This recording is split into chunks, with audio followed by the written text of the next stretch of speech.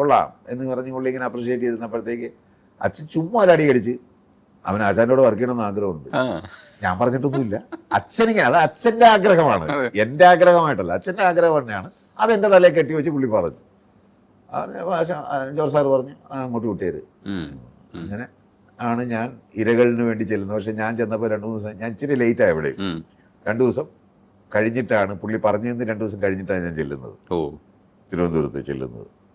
കാര്യം അത് എൻ്റെ കാര്യം കൊണ്ട്, കുഴപ്പം കൊണ്ട് മാത്രമല്ല, അച്ഛൻ്റെ കുഴപ്പമാണ്. നാടകത്തിന് വേണ്ടി പുള്ളി എന്നെ വിട്ട സ്ഥലത്ത് നിന്ന് അവിടുന്ന് എനിക്ക് ഇതെല്ലാം കഴിഞ്ഞിട്ട് പോകാനായിട്ട് എനിക്ക് പറ്റിയില്ല. അങ്ങനെ 2 ദിവസം ലേറ്റ് ആയതാണല്ല, ഞാൻ മനഃപൂർവ്വം ലേറ്റ് ആയതല്ല. അങ്ങനെ ചെന്ന് അവിടെ ചെന്നപ്പോഴേ എന്നോട് ചൂടായി. അവിടെ പോയിരുന്നു 2 ദിവസം, ഇന്ന് വരാൻ പറ്റുന്നല്ലേ? ഞാനിപ്പോൾ ഇവിടെ ഓൾറെഡി ആളായി, നമുക്ക് അടുത്ത പടത്തിൽ വർക്ക് ചെയ്യാം. നമുക്കിപ്പോൾ എന്താ, അങ്ങനെ ആ ഒരു രീതിയിൽ ഞാനങ്ങ് ഇറങ്ങി നടന്ന തിരുവനന്തപുരത്തെ പട്ടത്തെ ജിൻസ് ഇന്റർനാഷണൽ എന്ന് പറഞ്ഞൊരു ഹോട്ടലുണ്ട്, അവിടെ വെച്ചാണ് ഈ സംഭവം.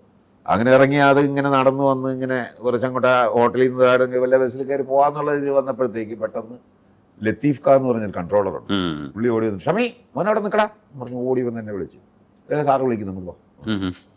അങ്ങനെ വിളിച്ചുകൊണ്ട് പോയിട്ട് പറഞ്ഞ് നീ അങ്ങ് എന്നാലും പോകണ്ട, പുള്ളിക്ക് എനിക്ക് എന്നെ അങ്ങ് പറഞ്ഞു വിട്ടതിൽ വിഷമം കൊണ്ടല്ലായിരിക്കാം, ഒരു ചെറിയ വേഷമുണ്ട്, അത് ചെയ്യാവോ എന്ന് ചോദിച്ചു. എന്നാൽ പിന്നെ 5-6 ദിവസം കൂടെ താമസിക്കും. അങ്ങനെയാണ് അതിനകത്തൊരു റാഗിങ് സീക്വൻസ്, ആ സീൻ അഭിനയിക്കും.